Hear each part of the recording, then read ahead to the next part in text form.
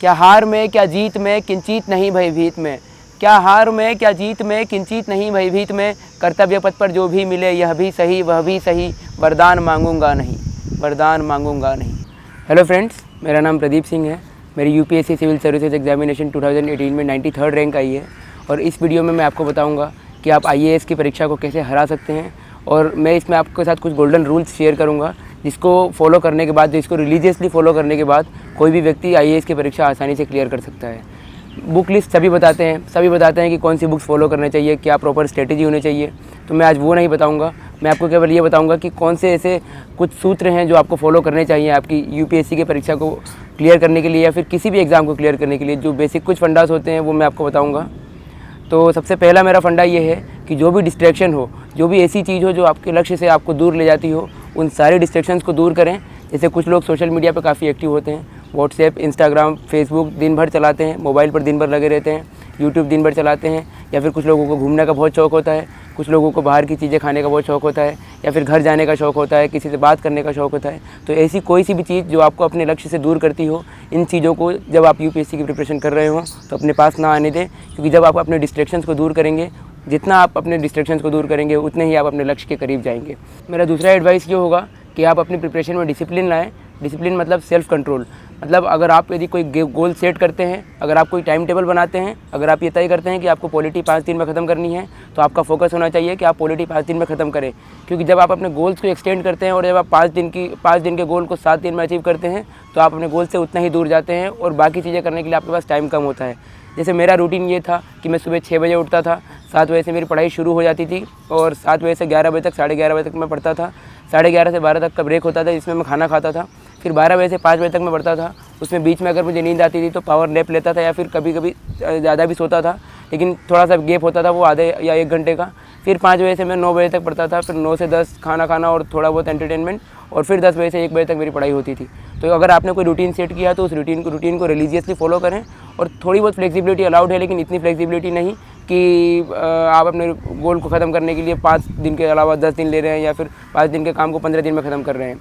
ऐसे बहुत सारे मोमेंट्स आएंगे आपके प्रिपरेशन में जब आप अपने आप को पूरा टाइम नहीं दे पाओगे, अपनी पढ़ाई को टाइम नहीं दे पाओगे। कभी लाइट चली जाएगी, कभी दोस्त घर पे आ जाएंगे, कभी घर से फ़ोन आ जाएगा, या फिर कभी बाहर घूमने जाने का मन करेगा, कभी कुछ खाने जाने का मन करेगा।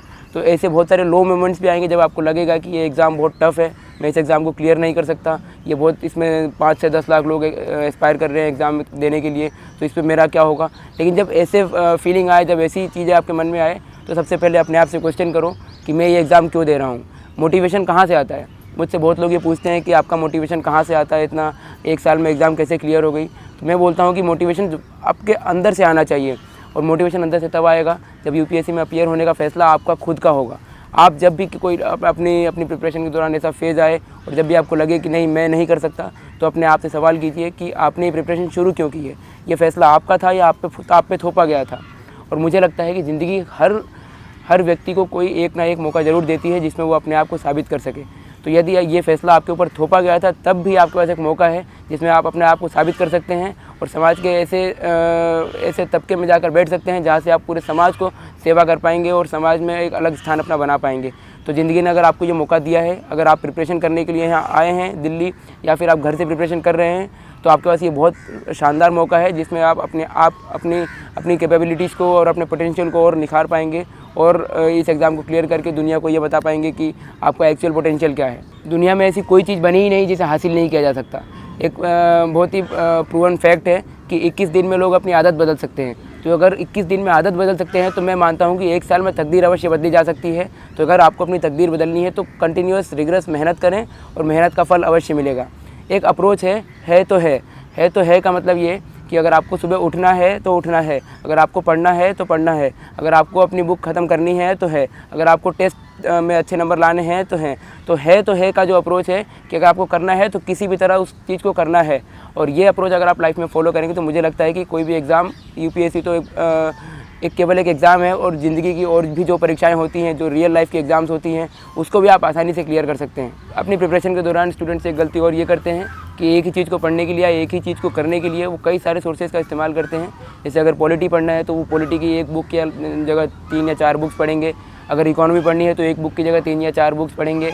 अगर उनको टेस्ट सीरीज़ देना है तो एक कोचिंग की जगह 3 या 4 कोचिंग्स के टेस्ट देंगे। तो इससे मुझे लगता है कि ये अटर टाइम ऑफ वेस्ट है। तो अगर आपको अपना टाइम सेव करना है तो it's better that read 1 book multiple times rather than reading 10 books 1 time. तो इसका मतलब यही है कि अपना टाइम सेव करें और जितना एफिशिएंटली आप अपनी बुक को रिवाइज़ कर सकते हैं और जितनी कम बुक सोर्सेज के साथ, जितने कम कंटेंट के साथ आप बेटर यूटिलाइजेशन कर सकते हैं तो वो करने की कोशिश करें।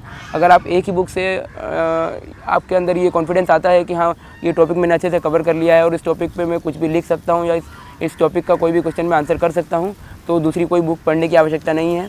और यूपीएससी की डिमांड ये नहीं है कि आप बहुत सारा आपके पास कंटेंट हो, बहुत सारा नॉलेज हो, क्योंकि वो ऑलरेडी बहुत सारे लोगों के पास है। लेकिन मैंने अधिकतर ये देखा है कि जिन लोगों के पास बहुत सारा नॉलेज होता है वो इस एग्ज़ाम को क्लियर नहीं कर पाते हैं, क्योंकि लेस इज़ मोर हियर।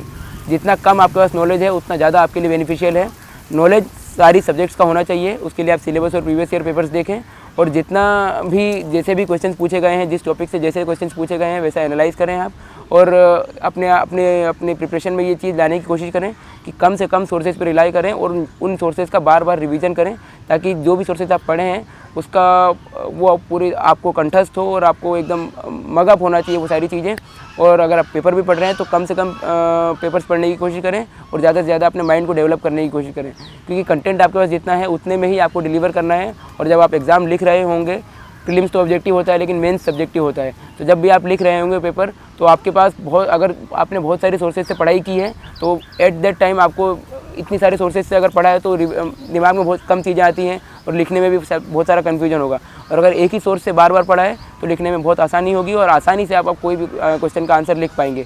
तो मेरा एडवाइस होगा कि कम सोर्सेज पर रिलाई करें और उन सोर्सेज का बार बार रिवीजन करें। एक सबसे बड़ी चीज़ होती है जब भी आप किसी चीज़ की प्रिपरेशन कर रहे हो या किसी चीज़ की तैयारी कर रहे हो, तो सबसे बड़ी चीज़ होती है कि कॉन्फिडेंस। आपके अंदर ये कॉन्फिडेंस होना चाहिए कि हाँ मैं ये चीज़ कर सकता हूँ।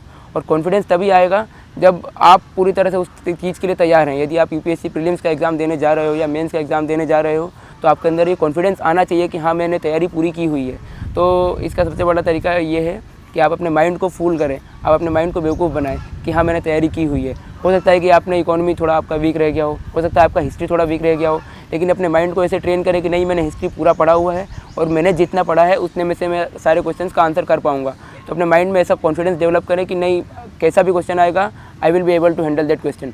तो जब ये कॉन्फिडेंस आपके अंदर आएगा तो कैसा भी पेपर हो, तो अगर आप तुक्के भी मारेंगे तो आपके तुक्के भी सही जाएंगे, क्योंकि आपके अंदर कॉन्फिडेंस होगा और जितना कम नॉलेज होगा उस कम नॉलेज पे भी आप अपने आप को ज़्यादा डिलीवर कर पाएंगे। एक बहुत ही फेमस लाइन है जो मैंने सुनी थी कहीं कि मंजिल तो मिल ही जाएगी भटकते ही सही, गुमराह तो वो हैं जो घर से निकले ही नहीं।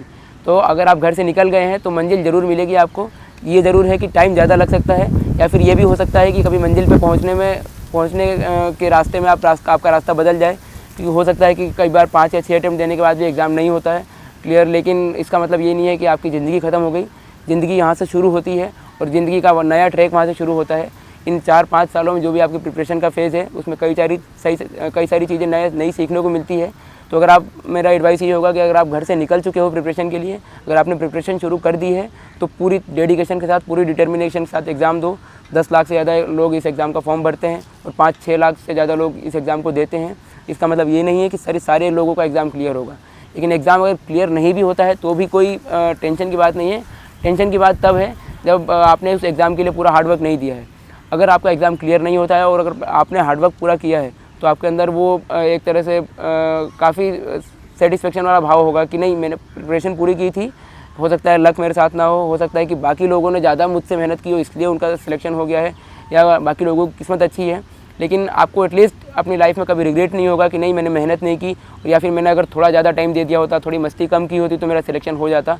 तो इसलिए पूरी तरह से आप अगर प्रिपरेशन में लग रहे हैं तो पूरा हार्डवर्क कीजिए, सारे डिस्ट्रैक्शंस को अवॉइड कीजिए, सारे मिथ्स को अवॉइड कीजिए और पूरी तरह से इस प्रिपरेशन में लगिए, ताकि बाद में आपको लाइफ में कभी ये रिग्रेट ना हो कि मैं थोड़ा बहुत और हार्ड वर्क कर सकता था, मैं थोड़ा बहुत और टाइम सेव कर सकता था, मैं अगर मूवी देखने नहीं जाता, मैं अगर यूट्यूब नहीं चलाता, मैं सोशल मीडिया पे ज़्यादा एक्टिव नहीं होता और मैं दोस्तों से बातचीत अगर कम रखता अपने प्रिपरेशन के दौरान, मैं ज़्यादा अगर सोशल एनवायरनमेंट में नहीं जाता और अपने प्रिपरेशन के टाइम पे बिल्कुल लोन वोल्फ की तरह अगर प्रिपरेशन करता तो मेरा हो जाता। अगर ये भाव अगर आपके बाद में आपको आएगा तो पूरी लाइफ भर आपका रिग्रेट होगा। इसलिए भले एग्ज़ाम में सक्सीड हो या ना हो, मेहनत पूरी करो ताकि बाद में कोई रिग्रेट भी ना हो, और बाकी अगर रिग्रेट नहीं होगा तो लाइफ के दूसरे एग्ज़ाम्स में आप आराम से सक्सीड करोगे। एक और बात ये है कि इस एग्ज़ाम में काफ़ी सारे मिथ्स बने हुए हैं कि कोचिंग करना कंपलसरी है, एक अच्छे बैकग्राउंड से होना ज़रूरी है, IIT या IIM से होना ज़रूरी है और मेट्रोपॉलिटन सिटी से होना ज़रूरी है, दिल्ली में प्रिपरेशन करना ज़रूरी है और बिना कोचिंग के टेस्ट सीरीज़ के, बिना कोचिंग के गाइडेंस के हो ही नहीं सकता एग्ज़ाम। आप Tier 2 या Tier 3 सिटी से आते हैं तो आपका सिलेक्शन नहीं हो सकता। 10th-12th में अच्छे परसेंटेज होने चाहिए, ग्रेजुएशन में अच्छे परसेंटेज होने चाहिए। पर मुझे लगता है कि ये सारे मिथ इसलिए बनाए गए हैं ताकि इस एग्ज़ाम को और टफ बनाया जा सके और मार्केट में जो लोग इस एग्ज़ाम से प्रॉफिट कमा रहे हैं या इस एग्ज़ाम का फ़ायदा उठा रहे हैं उनको और प्रॉफिट हो। तो मुझे लगता है कि बिना कोचिंग के भी प्रिपरेशन हो सकती है। 10th-12th में अगर अच्छे परसेंटेज ना हो तो भी एग्ज़ाम क्लियर हो सकती है। मैं खुद इंदौर से आता हूँ, ना IIT से हूँ ना IIM से हूँ। ग्रेजुएशन मेरा BCom ऑनर्स में था। 22 की एज है, फर्स्ट अटैम्प्ट में एग्ज़ाम क्लियर हुआ है। तो कई सारे मिथ तो मैंने खुद ब्रेक किए हैं। आप जो इस बार ऑल इंडिया रैंक 3rd हैं, जुनैद अहमद, उनका एग्जाम्पल देख सकते हैं कि उनके 10th और 12th में दोनों में अराउंड 60% थे। तो 60% यानी एक एवरेज स्टूडेंट। और यदि एक एवरेज स्टूडेंट का भी एग्ज़ाम क्लियर हो रहा है तो आप उनसे प्रेरणा ले सकते हो कि आप भी इस एग्ज़ाम को आसानी से क्लियर कर सकते हो। बस डिटर्मिनेशन चाहिए। इस एग्ज़ाम में ऐसा कोई डिमांड नहीं है कि आपको बहुत स्टूडियस होना है, बहुत लेबरियस होना है या फिर आपको बहुत ज़्यादा हार्ड वर्क करना है। हार्ड वर्क करना है लेकिन एक प्रॉपर डायरेक्शन में और बिना किसी डिस्ट्रैक्शन के। और आखिरी में मैं एक बाबर का एग्जांपल दूंगा आपको कि कैसे बाबर से आप एक प्रेरणा ले सकते हैं अपने लक्ष्य को हासिल करने के लिए। बाबर जब भी किसी युद्ध में जब किसी युद्ध होने वाला रहता था बाबर का, तो बाबर युद्ध में जाने से पहले युद्ध स्थल का पूरी तरह से मुआयना करता था और देखता था कि किस युद्ध स्थल में और किस बैटल फील्ड में उसको युद्ध करना है। जैसे इब्राहिम लोदी से जब उसका युद्ध हुआ तो उसके 2 या 3 दिन पहले वो युद्ध भूमि पर गया पानीपत के बैटल फील्ड में और वहाँ जाके उसने देखा कि पानीपत की मिट्टी कैसी है, पानीपत में कहाँ वो अपने तोपों को रखेगा, उसके जो घुड़सवार हैं वो किधर से आएंगे और दुश्मन की सेना किधर से आने वाली है, वहाँ कहाँ गड्ढे खोदे जा सकते हैं, कहाँ पानी का बहाव तेज़ किया जा सकता है। तो और जब राणा संगा से भी बैटल हुआ तो राणा संगा की सेना जब 1.5 या 2 लाख की राणा संगा की सेना थी और बाबर के पास केवल 30 या 40 हज़ार सैनिक थे, लेकिन बाबर का हौसला इतना मजबूत था कि उसे पता था कि वो इस युद्ध को आराम से जीत सकता है अगर वो बैटल फील्ड में जाके देखे और अपनी बैटल फील्ड में अपनी मजबूत पोजीशन बनाए। तो वो बैटल फील्ड में गया, उसने देखा कि कहाँ से राणा संगा पर सबसे ज़्यादा आक्रामक रूप से हमला हो सकता है। तो मेरा इसका सबसे बड़ा कहने का मतलब यही है कि UPSC को एक बैटल फील्ड की तरह लें और जब भी आप UPSC की प्रिपरेशन शुरू कर रहे हैं तो उससे पहले बैटल फील्ड यानी UPSC के सिलेबस को देखें, बैटल फील्ड यानी UPSC के प्रीवियस ईयर पेपर्स को देखें और देखें कि किस युद्ध में आप उतरने जा रहे हैं, किस युद्ध का आप सामना करने जा रहे हो और इस युद्ध को जीतना है तो आपकी पोजीशन क्या होनी चाहिए। UPSC आपका दुश्मन है तो UPSC की पोजीशन कहाँ है और आपका कौन से पोजीशन से UPSC पर सबसे आक्रामक रूप से अटैक हो सकता है। और दूसरी चीज़ बाबर की एक और सीखने लायक ये है कि बाबर जब भी कोई चीज़ करने जाता था तो अपनी सारी सबसे प्रिय चीज़ों को, सबसे फेवरेट चीज़ों को छोड़ देता था। और मुग़ल सम्राट भी इन काफ़ी ऐसी चीज़ों के लिए फेमस है कि उन्हें काफ़ी चीज़ का वो लोग नशा करते थे। तो लेकिन जब बाबर का युद्ध राणा संगा से होने वाला था तो बाबर ने सारी उन चीज़ों का त्याग कर दिया जो उसे उसके लक्ष्य से दूर ले जाती हो। जैसे उसने शराब का सेवन करना बंद कर दिया, उसने मदिरा पान करना बंद कर दिया, नृत्य देखना बंद कर दिया और जितने भी अलग अलग एंटरटेनमेंट के साधन थे वो सारे उसने दूर कर लिए। और जब तक युद्ध उसने नहीं जीता तब तक इन सारी चीज़ों को हाथ तक नहीं लगाया। तो मेरा आपसे यही सबसे बड़ा एक मैसेज होगा कि जब भी आप UPSC की प्रिपरेशन शुरू करें तो अपनी उन सारी चीज़ों को दूर कर ले, उन सारे डिस्ट्रैक्शंस को दूर कर ले जो आपको अपने लक्ष्य से दूर ले जाती हैं। और लास्ट में मैं एक मैसेज देना चाहूँगा, एक कविता जो मुझे बहुत प्रेरित करती है और मुझे लगता है आपको भी प्रेरित करेगी।